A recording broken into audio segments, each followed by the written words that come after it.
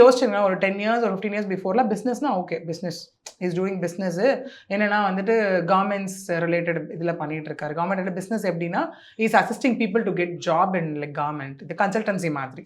Okay அந்த மாதிரி சொல்லியிருக்காங்க. இப்போ அது நமக்கு நிறைய இருக்குல்ல job consultancy like educational consultancy நிறைய இருக்குல்ல அந்த மாதிரி யோசிச்சிருக்கோம். அப்போ பெருசாக அந்த ஒரு அவேர்னஸ் இருக்காது. இப்போ தான் நமக்கு ஒரு 5 இயர்ஸ் 10 இயர்ஸ் அந்த அவேர்னஸ் இருக்குது. பிஃபோர் 14 இயர்ஸ் 15 இயர்ஸ் யோசிச்சு பார்த்தோன்னா பெருசாக இல்லை. Okay business consultancy as person is like helping people to get their work தான் அந்த இடத்துல இருந்தது. கல்யாணம் ஆச்சு எல்லாமே ஓகே. கல்யாணம் ஆனே ஒரு கொஞ்ச நாள் ஒரு 3 months to 6 months life was good actually. குட்னா அவங்க டே டு டே லைஃப் நல்லா போயிட்டு இருந்து எல்லாமே ஓகே. அதுக்கப்புறம் தான் என்ன ஆச்சு அப்படின்னும் போது பார்த்தோன்னா அவர் சரியாக வீட்டுக்கு பணம் கொடுக்காம போகிறது அந்த மாதிரி இஷ்யூஸ் எல்லாமே இங்கே நடந்துட்டு இருந்தது.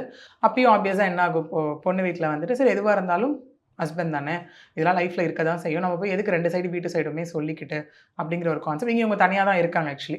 மாமனார் மாமியாரும் வேற ஒரு பையன் கூட அப்பா அம்மா ஆப்வியஸாக பொண்ணு தனியாக இவங்க 2 பேரும் லைஃப் லீட் பண்ணிட்டு இருக்காங்க.